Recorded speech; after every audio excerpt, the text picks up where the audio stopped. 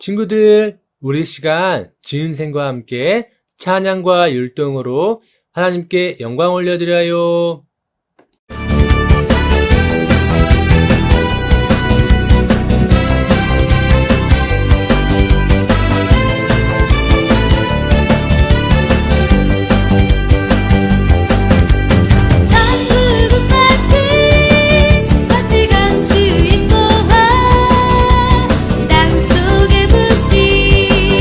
아무도 모르는 보석 천국은 마치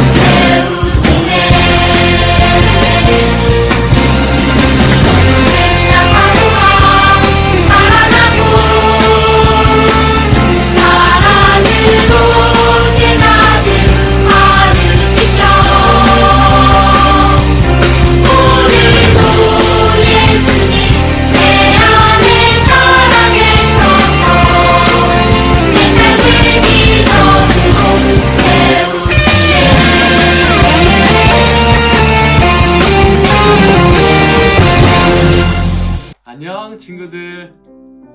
우리 시간 함께 사도신경으로 신앙 고백 하겠습니다. 나는 전능하신 아버지 하나님, 천지의 창조주를 믿습니다. 나는 그의 유일하신 아들, 우리 주 예수 그리스도를 믿습니다. 그는 성령으로 잉태되어 동정녀 마리아에게서 나시고 본디오 빌라도에게 고난을 받아 십자가에 못 박혀 죽으시고 장사된 지 사흘 만에 죽은 자 가운데서 다시 살아나셨으며 하늘에 오르시어 전능하신 아버지 하나님 우편에 앉아 계시다가 거기로부터 살아있는 자와 죽은 자를 심판하러 오십니다. 나는 성령을 믿으며 거룩한 공교회와 성도의 교제와 죄를 용서받는 것과 몸의 부활과 영생을 믿습니다. 아멘.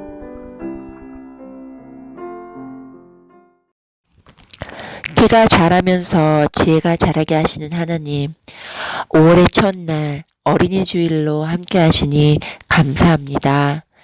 우리 아이들이 태어났을 때, 아가페 교회에서 처음 예배를 드렸을 때, 우리 아이들을 향한 하나님의 꿈과 비전을 아이들의 마음속에 소망이 되게 하시고 꿈이 되게 하신 줄 믿습니다.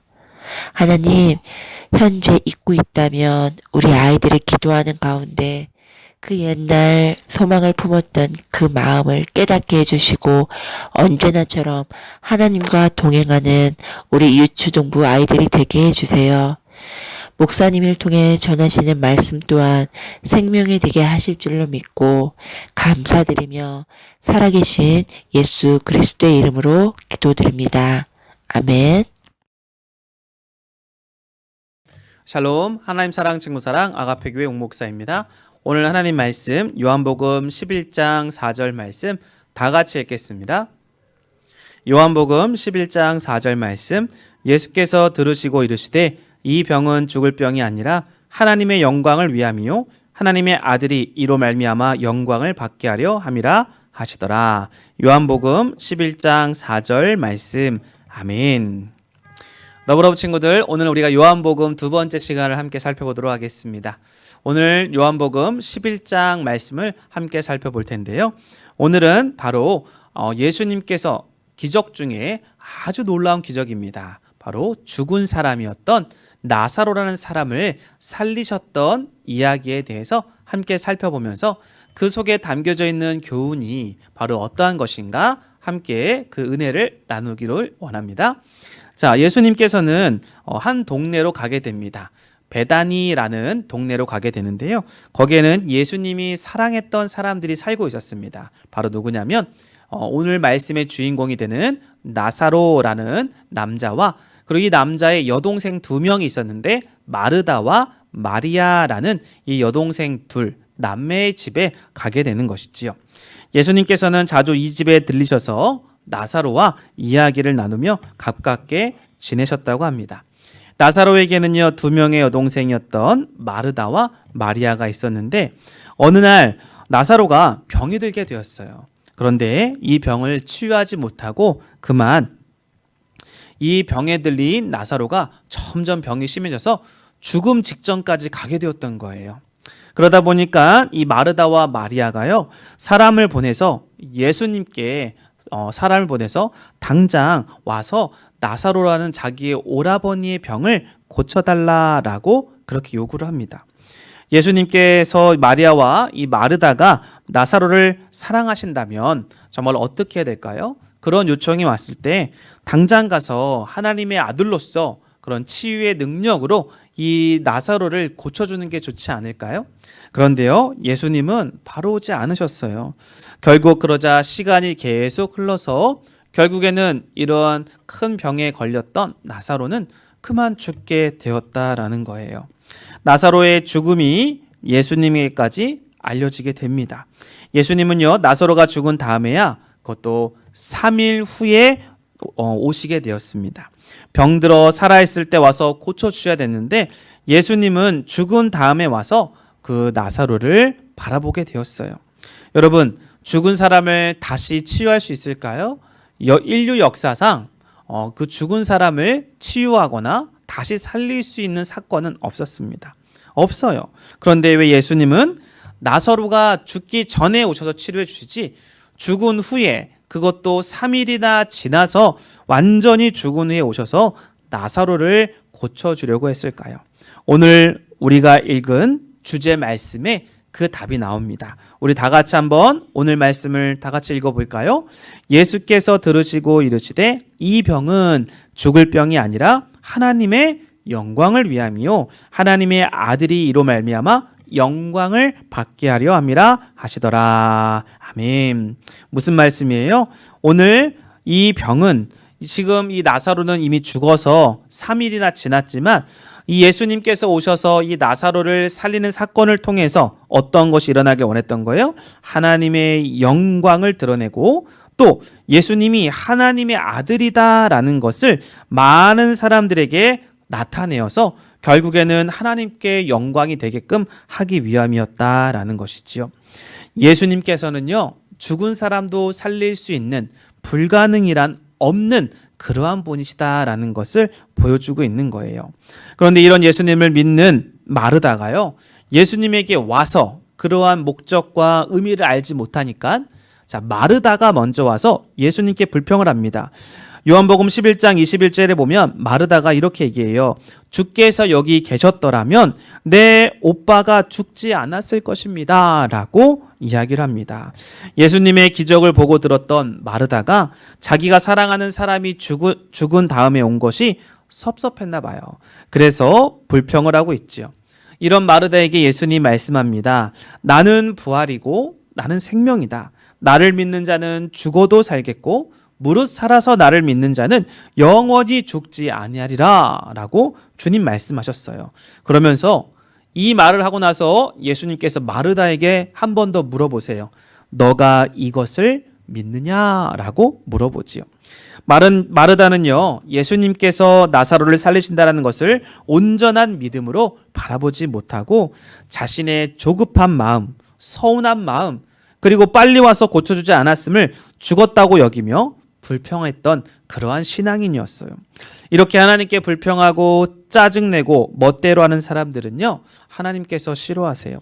하지만 오늘 말씀에 보면 이 마르다의 동생이었던 마리아는 어땠을까요? 여러분, 마리아는 어떤 여인이었냐면요, 마리아는요, 예수님께 향유를 붓고 머리털로 발을 씻겨주었던 아주 훌륭한 믿음을 가진 여인이었어요. 예수님을 위해서라면 자신의 가장 소중한 것들도 기꺼이 드릴 줄 아는 그러한 여인이었죠. 이런 마리아를 예수님께서 부르시자 마리아는 급히 일어나서 예수님께 달려갑니다. 아마 전속력으로 달려갔을 거예요. 왜냐하면 자신의 오빠 이 나사로를 살리실 수 있는 분이 바로 예수님밖에 없기 때문에 그렇죠. 그러한 믿음으로 예수님께 딱 도착했을 때 여러분, 마리아가 제일 먼저 한 건 뭔지 아세요? 마르다와는 달리 마리아가 제일 먼저 한 것은 바로 예수님 앞에, 발 앞에 엎드렸다라는 거예요. 이것이 무엇을 의미하냐면 예수님, 당신은 하나님의 아들이시고 당신은 능히 저의 오빠의 이 죽음마저도 능히 하나님께서, 예수님께서 해결해 줄 줄로 저는 믿습니다 하는 마음으로 엎드린 거예요. 그러면서 이 마리아가 이야기를 합니다. 예수님이 함께 계셨더라면 내 오라비가 죽지 않았을 겁니다 라고 이야기를 해요. 마르다도 똑같이 이런 얘기를 했었죠. 그런데 마리아는 달랐어요. 엎드리며 그렇게 이야기했던 것이지요.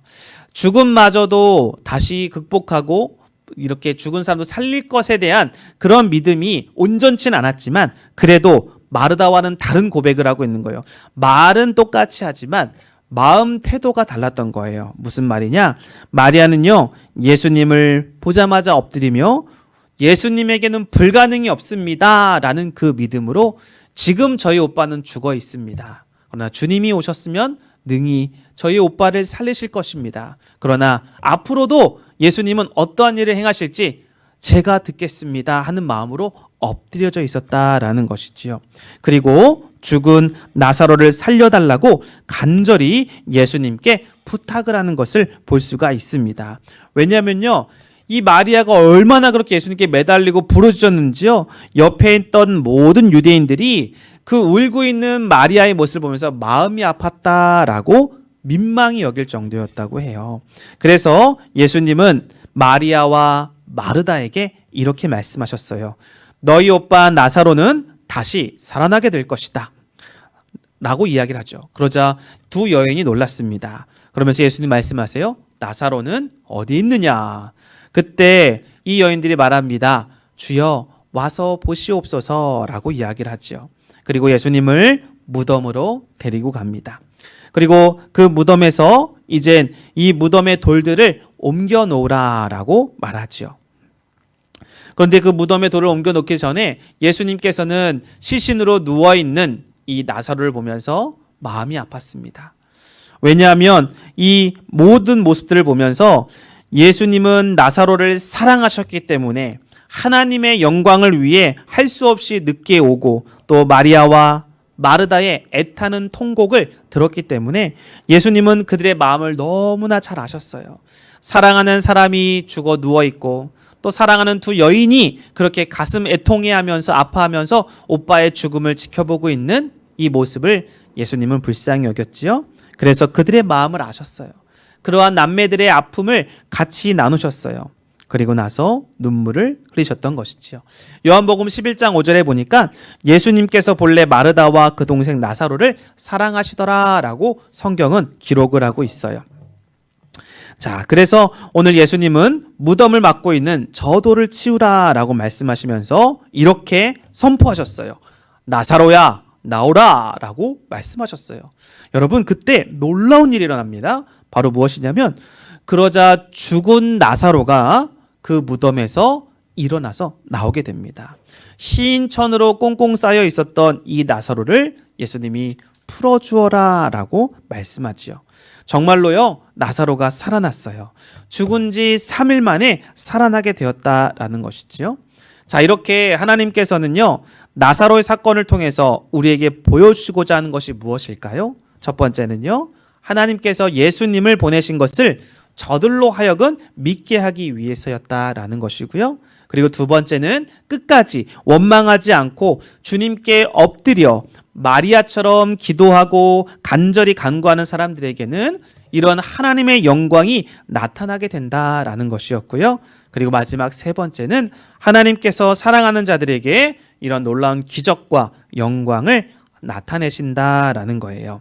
사랑하는 러브러브 친구 여러분, 오늘도 우리가 예수님께서 행하셨던 이런 모든 것들을 사진으로 가슴에 잘 찍어서 담고, 그리고 이제는 우리가 많은 친구들에게 마리아처럼 예수님께 간절히 기도하면 죽은 나사로를 살리신 예수님께서 반드시 우리 사랑하는 친구들의 다른 친구들까지도 그렇게 살려주실 줄로 우리는 믿으면 되는 거예요. 예수님을 믿고 영접하는 것, 그것이 바로 제 가운데 영적으로 죽어있는 친구들을 살릴 수 있는 유일한 길이다라는 것을 꼭 깨닫길 바라요. 그리고 내가 정말 나의 친구를 사랑한다면 열심히 전도해서 예수님을 믿고 구원받게 하는 놀라운 일이 있기를 간절히 기도하고 소망합니다. 그럼 이 모든 내용들을 같이 임의성경을 통해서 복습을 하고 마무리하도록 하겠습니다. 자, 그러면 우리가 요한복음을 한번 정리하도록 할게요. 자, 우리 요한복음은 도형이 뭐라고 그랬죠? 요한복음. 자, 그렇죠? 여기 보면은 다이아몬드의 꼬랑지 하나. 그래서 요한복음의 도형은 다이아몬드의 꼬랑지 하나. 굉장히 중요한 다이아몬드와도 같은 복음서가 요한복음이거든요. 그렇다면 여기서부터 볼까요? 5의 법칙을 적용해 봅시다. 1장, 5장, 10장, 15장, 20장, 21장. 그래서 요한복음은 총 21장으로 되어 있다라고 말씀을 드렸고요. 어떤 예수님? 메시아로 오신 예수님. 그래서 메시아로 오신 예수님, 이렇게 이야기하면 되고요. 우리가 지난 시간에는 자, 베데스다 연못에 38년 된 병자 이야기, 38년 동안의 간절함을 하시고 병을 치유해 주셨던 예수님, 일어나 걸으라 라고 말씀하셨던 치유의 예수님에 대해서 우리가 요한복음 그때 여기 5장에 대해서 함께 살펴보았었죠. 요한복음 5장, 그래서 우리가 이렇게 연못 모양을 그려가지고 우리가 베데스다 연못의 이야기. 자, 그렇다면 오늘 우리가 보았던 요한복음 11장은 어딜까요? 여기가 10장이니까 여기가 바로 11장이 되겠죠. 자, 그렇다면 요한복음 11장에 그리는 내용은 어떤 내용입니까? 죽은 나사로가 살아났어요잖아요. 그래서 여러분 죽은 나사로 하면 생각나는 이미지가 있어야 돼요. 나사로 바로 나사예요. 나사. 자, 목사님 한번 그림을 그려볼게요. 여기서 이렇게 넓은 타원을 하나 그리고요. 그 다음에 여기서 이렇게 길게 그리고 이렇게 나사 모양으로 하면 자, 뭐가 기억납니까? 그렇죠. 나사 모양의 못이죠. 못. 그래서 우리가 나사 모양의 못해서 나사로라고 읽으면 되는데요. 못하면 우리 생각나는 게 있죠. 예수님이 어디에 찔려서 죽으셨죠?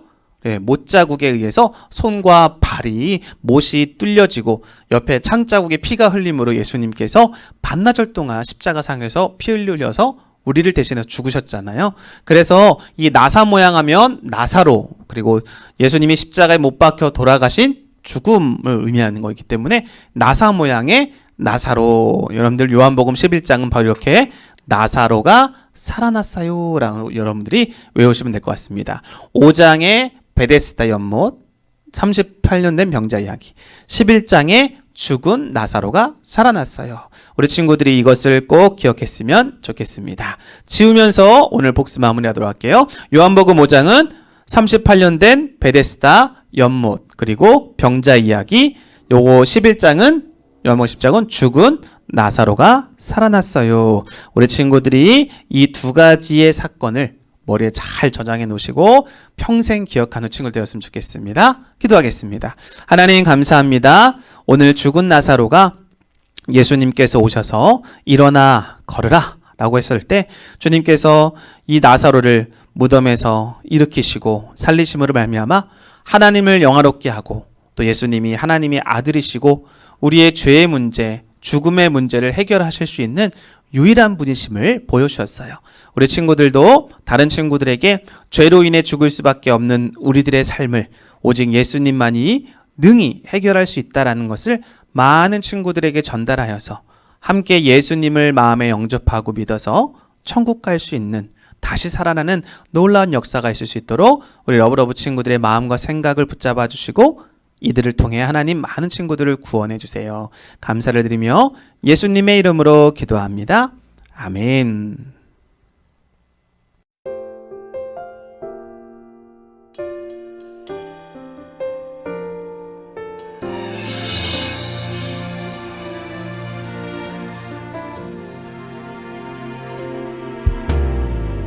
십자가에 피 흘리신 우리 예수님, 그 모습을 생각하면 마음 아파요. 예수님이 들려주신 하나님 나라, 예수님이 보여주신 놀라운 기적,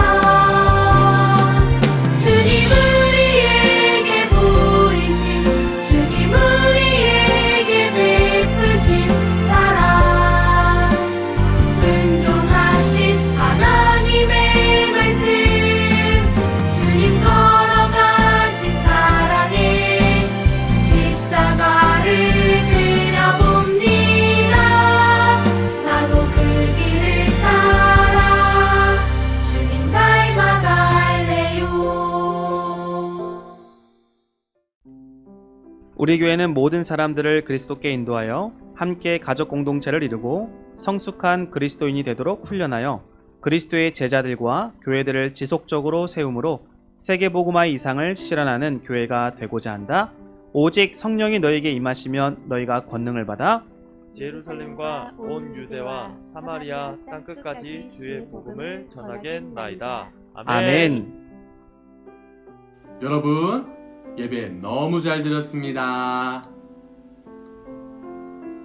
우리 시간 함께 주기도문으로 예배 마치도록 하겠습니다. 하늘에 계신 우리 아버지, 아버지의 이름을 거룩하게 하시며 아버지의 나라가 오게 하시며 아버지의 뜻이 하늘에서와 같이 땅에서도 이루어지게 하소서. 오늘 우리에게 일용할 양식을 주시고 우리가 우리에게 잘못한 사람을 용서하여 준 것 같이 우리 죄를 용서하여 주시고 우리를 시험에 빠지지 않게 하시고 악에서 구하소서. 나라와 권능과 영광이 영원히 아버지의 것입니다. 아멘.